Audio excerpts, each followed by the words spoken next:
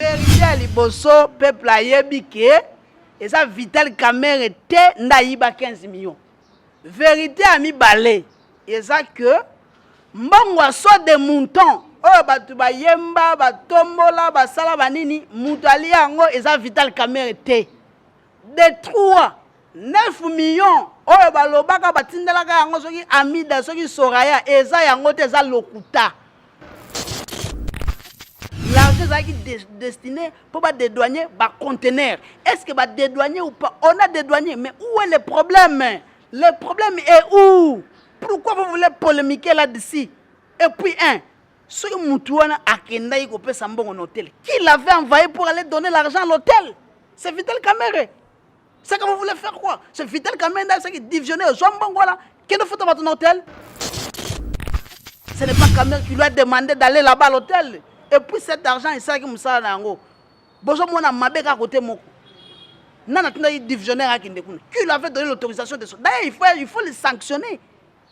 Il faut les sanctionner. Qui lui avait donné l'autorisation? Il y a Bimana bureau à Kindopé Sambon Libanda. Qui? Il a la pièce lui donnant l'autorisation d'aller verser l'argent ou d'aller donner l'argent en dehors de son bureau. C'est un monsieur qu'il faut sanctionner. Sur le plan administratif, il mérite des sanctions. Vous avez une sanctionner qui était? Tout ça, il y a dans l'opposition. Mais à ce jour où nous sommes, à ce stade ici, cette question mérite de réponse. Qui peut me donner la réponse dans le procès Haute-Hollande? Si les 57 millions soient déjà détournés, Vital Kamerhe, dans les 57 millions, il a détourné combien? Qui peut me démontrer? Or, le gouverneur de la banque, Asala Kiwana, à lobby, j'en vais envoyer, j'ai accrédité l'argent dans la société Samibo via Raobank. Procès Vital sur le plan judiciaire est allé vide. Mais c'est un dossier politique. Peuple congolais au Senganine. Peuple congolais au Senga, Vital Kamerhe Abima Libanda. Peuple au Senga, Vital Kamerhe a libéré.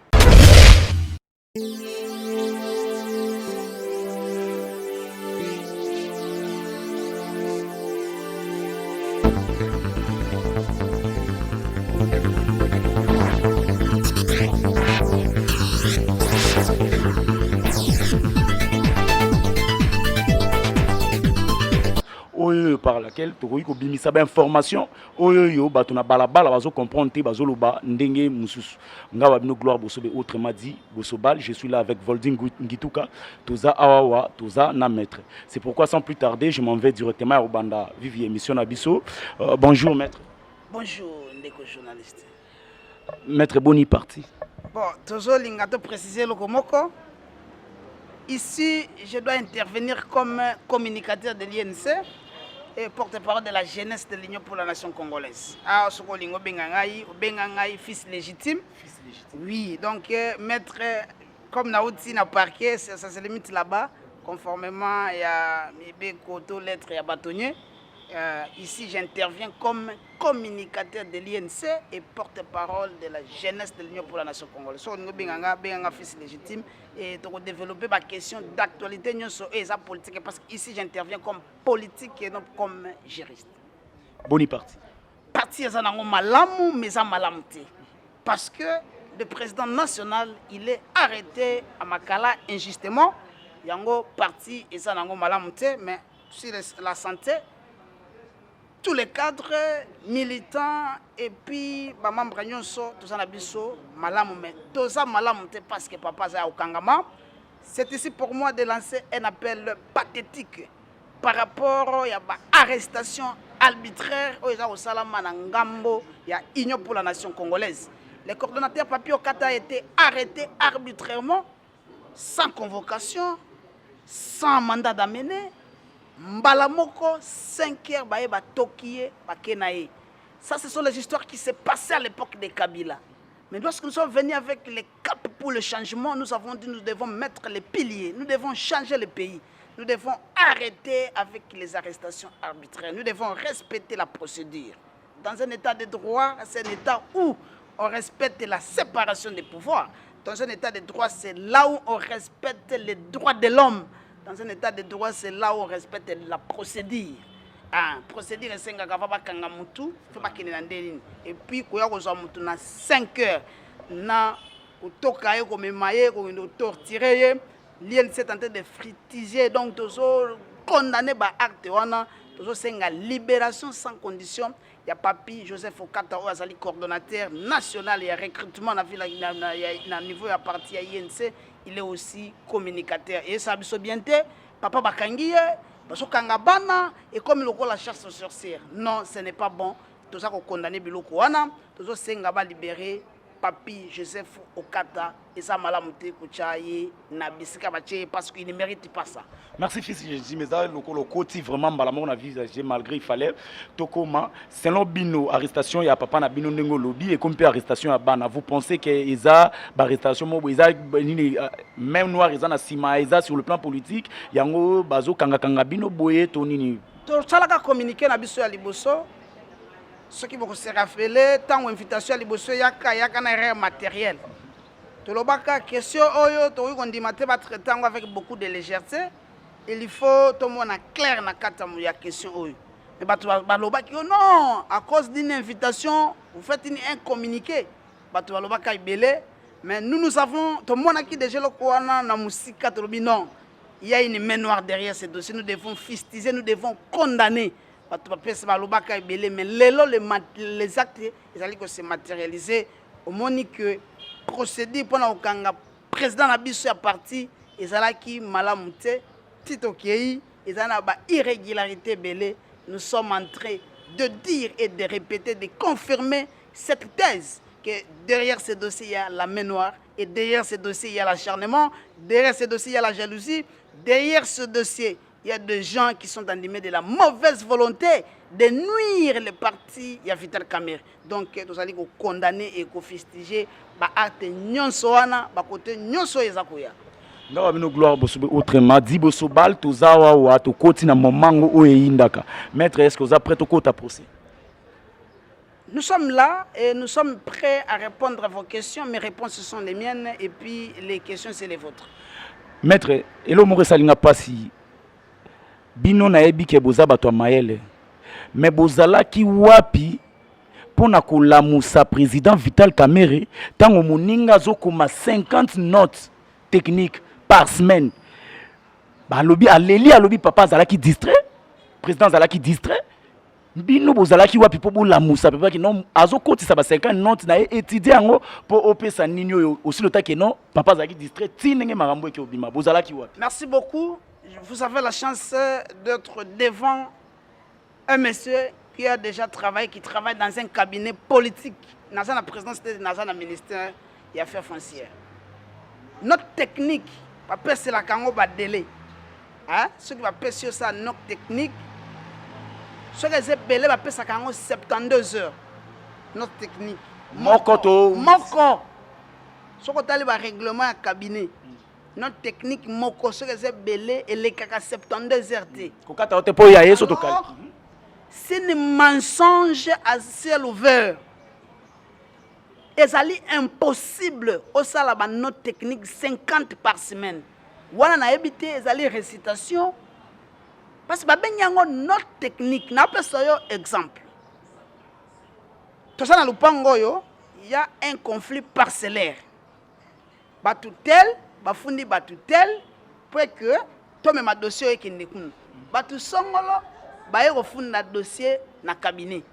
Ba ko pesa dossier wana eza boyo ata na zona ata 100 pages. Balobi traiter yango o reproduire biso yango na 2 pages to page moko. Abiloko wana salela biso eza synthèse hein. O salela biso yango po le ministre n'a pas le temps de lire tout. Le président n'a pas le temps de lire tout. Il faut que ça la note moko oyo avec des grandes lignes oyo zo pesa mala moko na kati ya dossier. Na webisa yo avant okota na dossier avant osala 1 il faut ce que vous allez dossier moko judiciaire ou bien ça dossier moko ils allaient dans le domaine par exemple à Lupango. Il faut tanga la loi foncière, il faut là est-ce que dossier est dans la justice, est-ce que dossier ça prend du temps, il faut lire. Okoya na biloko na mutu na hote il faut tanga dossier wana na ebandeliti suka okosa lecture ata 3-4 fois eu une idée au bandit comme. On ne ramasse pas les histoires comme ça au monde comme copier, le rôle ça copie. Non.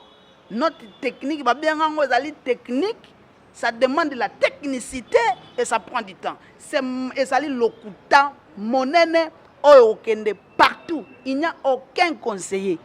Parce qu'en principe, les conseillers vont traiter quelques dossiers vont faire ça et pas va charger de titres, et puis va charger de titres, va traiter en haut, et puis il n'y a pas de DIRCAB. S'il y a des erreurs, DIRCAB va zongi ça kayango. Ça c'est un aspect capital. Ce que on dit notre technique, c'est le DIRCAB qui va prendre ça, et Mathieu pas président, ce qui pas ministre. Ce qui va erreur les DIRCAB va à modifier, ou bien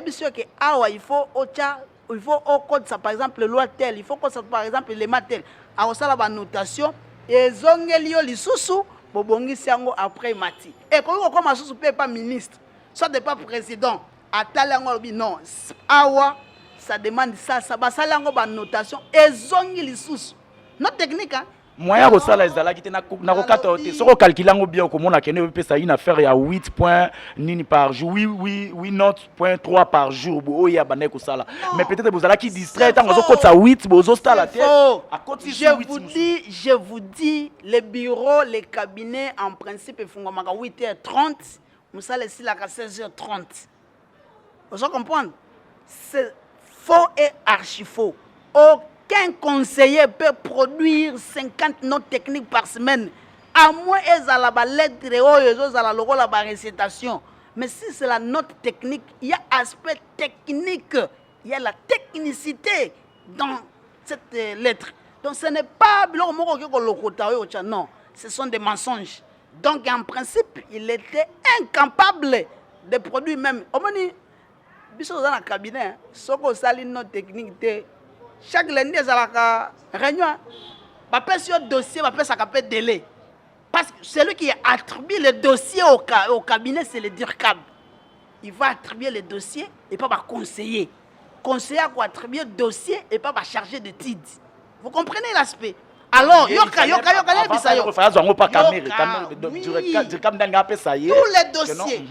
les dossiers, il y a un cabinet, le patron et qui n'est pas DIRCAB. Tous les dossiers, je dis tous les dossiers. Ça, c'est la procédure. Tous les dossiers, il n'y a pas DIRCAB. À Saliangosko, à Bandi Kopona. Parce que le dossier, il y a un juriste, il y a un juriste. Ça, c'est un aspect important. Aux juristes, on ne peut pas vous donner un dossier juste pour traiter. Il y a un cabinet, il y a un conseiller juridique, il y a un conseiller financier, il y a un conseiller économique, il y a un conseiller politique. Le dossier, ce qu'il y a, il trier dans le service du directeur des cabinets. Il a aussi ses assistants. Il trier non. Par exemple, le dossier où il faut que le conseiller juridique ait 20. Au signé, oui, j'ai réceptionné 20 dossiers de la part de DIRCAB. Dans votre tour, il fallait trier sur 20, au côté de la 5, 7, les restes, au PC, on va charger des titres. Au PC, on va charger des titres. Donc, ils ont le quota. C'est ça le quota. Dans une procédure, c'est lui qui attribue le dossier au cabinet, il s'appelle directeur des cabinets. Tous les dossiers.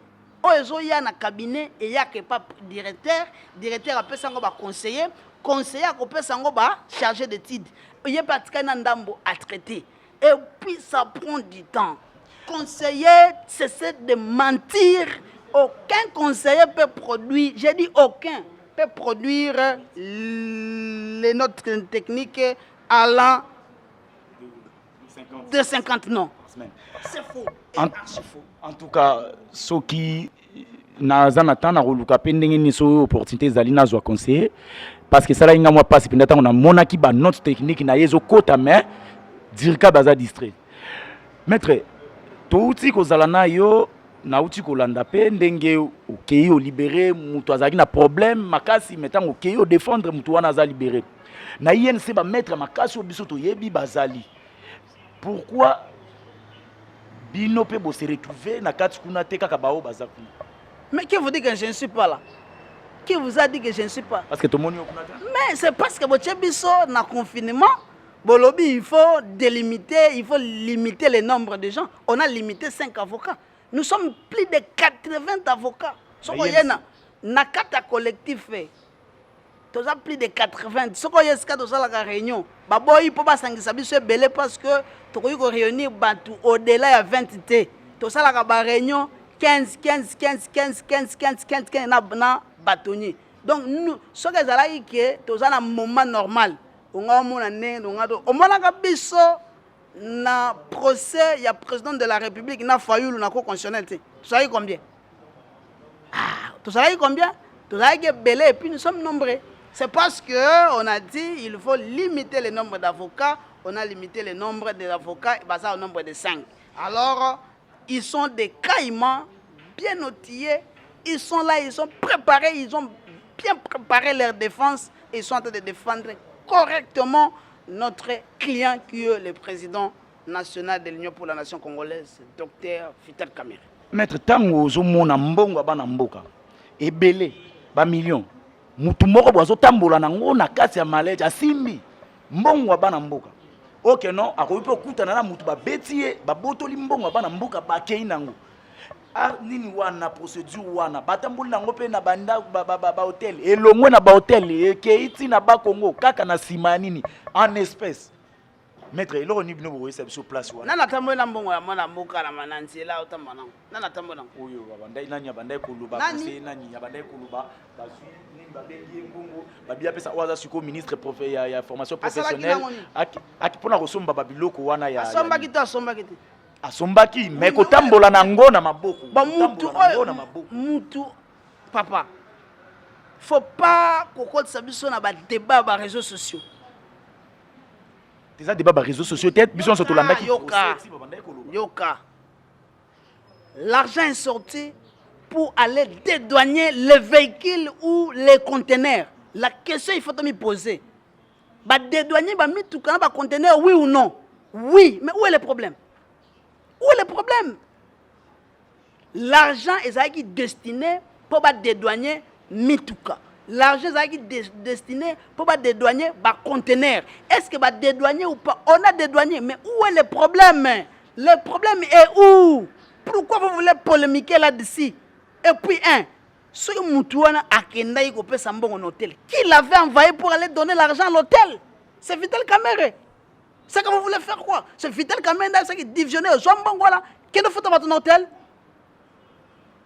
C'est un bon divisionnaire à Salaka, bon secrétaire général à Salaka. C'est anormal et ce n'est pas de la responsabilité de Vital Kamerhe, Abanda Rolanda. Yo, Salabo, Nalingina Monogo. Non, vous êtes là, vous avez vos pouvoirs. Osa Moussala Nayo, Mbongo Bimipo à l'hôtel, Moutouana Pe, Azumbongo a signé à sa Moussala tel. Ce qu'on a un divisionnaire, Agendo Pe Sambongo en hôtel. Quand on a le pouvoir, on doit aussi préserver votre pouvoir. C'est vous le chef. Vous devez appeler les messieurs chez vous.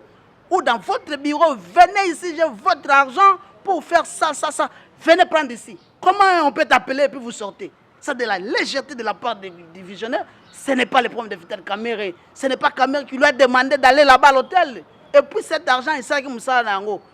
Bonjour, mon ami, à côté de divisionnaire qui lui avait donné l'autorisation de ça. D'ailleurs, il faut les sanctionner. Il faut les sanctionner. Qui lui avait donné l'autorisation? Il y a un bureau à Libanda. Qui? Il a la pièce lui donnant l'autorisation d'aller verser l'argent ou d'aller donner l'argent en dehors de son bureau. C'est un monsieur qu'il faut sanctionner. Sur le plan administratif, il mérite des sanctions. Vous avez une sanctionner qui était. Vous avez une constitution dans l'opposition. C'est quoi ce que la makala n'est pas considéré? Non, moi je vous corrige cette question. Nous ne sommes pas l'opposition. L'INC est au pouvoir. Oui, alors les messieurs là méritent des sanctions. Directeur des cabinets à l'intérim, normalement il doit sanctionner. Mais tango akendaki tango asalaki eloko wana bozalaki président zalaki libanda poni bo sanctionnaki était na moment wana bozeli comme na tango à prison na tango comme na procès ndebo comme luka ndenge nini non il faut pas sanctionner. Est-ce que biso doyeba ki apesa ki mbongo hôtel? On ne savait pas. Lui il a donné les rapports que non mbongo songolo et bima il peut ça musala tel et puis musala salami tomoni pe ba conteneur memi banda kuna kanchachi tomoni yango oyeba kité kapesa suivi ezala kité toni suivi ya nini suivi na yeba ke bapesa ki mbongo na hôtel ou bien na bureau c'est ça le suivi était que to yeba est-ce que mbongo bimaki po bimisa ba conteneur est-ce que conteneur est commis oui conteneur est comme qui yango na de tongi banda kuna nini na kanchachi c'est ça le suivi quel suivi na yenda yeba kapesa ki mbongo na bureau to na hôtel nde suivi non ce n'est pas le travail de DIRCAB le DIRCAB attendait les rapports kotala ke mbongo bimaki est-ce que mbongo wana c'est qui musala oui mbongo bimaki et ça qui musala et puis ba pesi biso rapport nous avons le rapport banda ko za na kanchachi to ezana ndako ezate procès wana esalaki soki 11h ta soki 10h du temps vraiment nga so tobiki to développer on a maître awa to aussi ça te eza nini na mukuse maître yebisanga nanu na za na posa na minute oyo omilongola no casquette ya maître na oui omilongola no oui omilongola net oza mutu ya INC ozala avocat moko simple au métier le quoi oui je sais ngana na tout no mutuna oui éviter de citer les avocats non, je ne suis pas au barreau je ne suis pas au barreau je ne suis pas au tribunal je ne suis pas au parquet ici je suis dans la politique j'interviens comme politique pose ta question moi oui je vous pose la question yoka na question na ngati na longola na yoka na question na ngati na suka nde ko répondre mutuna na ngeza bui soki par exemple na minute bazio batio juge et que ozana ni parti politique procès wana yo mona ndenge ni caméra ozala sauver toi ozala mais il a fallu me poser seulement la question c'est ça yango na tout longola non parce que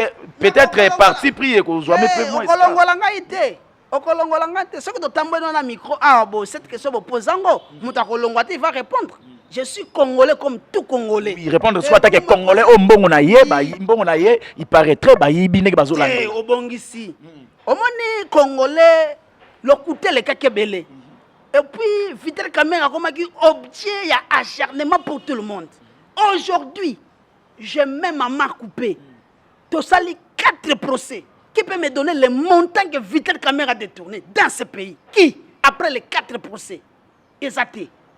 Personne ne peut me dire que notre Vital Kamerhe a détourné 1 franc avec pièce contre pièce. Exacté. Mais, tout ça là qui 15 millions, saut de moutons, 300, 400 millions, 9 millions. Mais à ce jour où nous sommes, à ce stade ici, cette question mérite de réponse. Qui peut me donner la réponse dans le procès Haute-Zolanda? Si les 57 millions soient déjà détournés, Vital Kamerhe, dans les 57 millions, il a détourné combien? Qui peut me démontrer? Or, le gouverneur de la banque, Asala Kiwana, à lobby, j'en vais envoyer, j'ai accrédité l'argent dans la société Samibo via Raobank. Raobank, vous avez réceptionné l'argent de M. Jamal? Oui. Jamal, est-ce que vous avez mis solo na yo? Oui. Osala Kinangonini? Na kabola kiango na 4 personnes bato ango bana na ngai na basocié na ngai po esombela nga bandako. Nulle part le nom de Vital Kamerhe apparaît cité dans des transactions. Eh mais est-ce que ministre ya finance tango aye ko leka témoigner ayesaka bino ke non ngai tango ba yebisi ngai na dekese mbongo ezalaki na part moko il faut na kosa na compte ya Vital Kamerhe. Bomona kiango à ce stade personne peut nous démontrer ou nous donner le montant que Vital a détourné. On peut détourner qu'est-ce que vous avez. La question na yo, je suis congolais. Merci na RTNC, DG RTNC merci. Ba technicien nyo sur RTNC, ba mitukanyo sur sala musala. Félicitations la musala bozo sala parce que ça la demande INC. ezalaka na demande ya INC ezalaki demande ya INC tolobaka audience il faut ezala public pe télévisé parce que lokuta elekaka ebele mensonge elekaka ebele à ce stade nous avons eu le temps de faire les pieds et de sillonner. Personne ne peut me donner la réponse à cette question. Vital Kamerhe à ce jour il a détourné combien? Et s'il a détourné, qui lui avait donné cette somme qu'il a détournée? C'est une question de taille. Procès Vital sur le plan judiciaire est allé vide. Mais c'est un dossier politique. Peuple congolais au Senganine. Peuple congolais au Senga, Vital Kamerhe abima libanda. Peuple au Senga, Vital Kamerhe a la libéré. On ne peut pas régler des comptes. Peuple what? Peuple congolais. C'est là, pardon, fils légitime. Yebisanga bosenga ki tolinga to komana mayo moko kotiango. Bosenga ki kenon procès à la médiatiser. Yebisanga eloko nini obobimisi ya sika obobimisa raté avant tant au procès à médiatiser.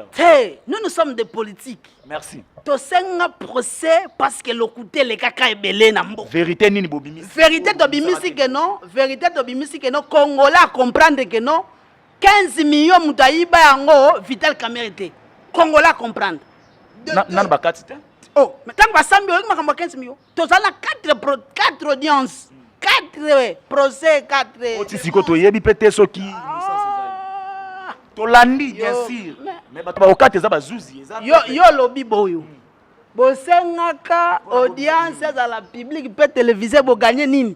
Obimisa vérité nini obimisi au peuple ayeba kiti. Vérité à liboso peuple ayebi ke et ça Vital Kamerhe te ndayiba 15 millions. Vérité à mi balé et ça que mbongo so de mouton oh batu ba yemba ba tombola ba sala banini mutali yango et ça Vital Kamerhe te de 3 9 millions oh ba lobaka batindelaka yango soki Amida soki Soraya et ça yango te za lokuta 370 millions oh yo ba tchana compte à Vital.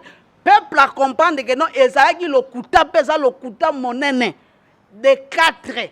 Peuple à comprendre que ezali acharnement contre Vital Kamerhe bakoselier makambo de 5. Peuple à comprendre que 10 millions balobaki 10 millions ba médicaments oh batu musu ba sengela ngo 30%, mais ministère public a chango mupanzi batu ba sengela ngo 30% mutu oh ya zo yango eza Vital Kamerhe. Le peuple a compris. De 2, peuple a comprendre de ce soutenant 57 millions et bima pona 1500 maisons. Sur 1500 maisons, 211 maisons. Elles sont déjà habitables. Vous voyez, vous me coupez le fil d'idée. Si vous avez une question, vous gardez ça, moi je finis. Je suis là pour répondre à toutes les questions. Alors, peuple à comprendre que l'occulté sera belé. Au moins, na foni na bi audience oyo to procès au zalaka na lingala. Mais le salaka des audiences procès sil. Webi détourner mes amis. Ba pesi yo mbongo et pas gouverneur ya banque. Mbongo wana otongela l'état ndaku. Mais mbongo ngo yo zu yango olie yango nde détournement yango wana. Mais gouverneur ya banque atikala ko pesa Vital mbongo te. Atikala pe ko chambongo na compte Vital te a détourner nini. Peuple à comprendre que mbongo ebimaka na caisse ya l'état bien sûr et kenda pe na compte ya Jamal bien sûr Jamal andimi yango et puis Jamal pe atongele biso bandaku awa na bandaku na Mbujimai bandaku monsieur za na Matadi donc vérité yango na stade tozali peuple azomona nini te wazo reprocher Vital parce que mutu na mutu andimi gouverneur andimi ministre des finances andimi commandant ya garde républicaine félicitations andimi alobi tozana 211 maisons au Jamal atongeli biso ezali habitable donc oroya kaka na ba valise no koti au bandolala bakurana merci ozolobela peuple le fils illégitime relation abino na IDPS ezane quelle relation ya union na ya coalition na bino tozana cash on a une relation na bino ba parti cash na yozana ngo bien dans les cash il n'y a pas de problème et pas bino ba autorité à parti toi pas petit peuple peuple ba sympathisant na bino quel sympathisant na lobby c'est nous qui donnons l'information du parti. Notre relation entre l'INC et IDPS cash, il n'y a pas un problème. Mais au moins on dirait baninga ba soutenir binoté na bitumbo bokoti bango pe bazana ndenge na bango. Question là, il faut aller poser cette question à l'IDPS. Il faut aller poser la question à l'IDPS. Toute la question à l'IDPS. Si on a un problème, on a un problème, qu'est-ce que moi je vais répondre? L'INC a un problème. Non, vous avez fait votre question, il faut séparer qui en haut. Au lobby, relation à bino na cache eza ndenge nini. C'est ça. Nde na lobby yoka. Il y a une ça na peuple na ye, IDPS pas na peuple na ye. Quand vous avez parlé pour na peuple, on a tout ni yoki non. Relation na binomi balena no obo gagner que élection bino bato bozangi na bato ebele. Et ça li que no bo gagner relation, bo gagner pouvoir. Ce que bino bato bolekaki bato tout na ebele bo gagner pouvoir, binomi balé siko na ngonga oyo relation na bino eza ndenge nini. Parce na répondre yo. Toujours le peuple, na lobby peuple azo senga nini. Peuple bana ko senga vérité na dossier Vital Kamerhe amoni vérité. Peuple ayebi que Vital Kamerhe atikali ko yibata différenté. Vital Kamerhe peut atikala ko simba mbongo te.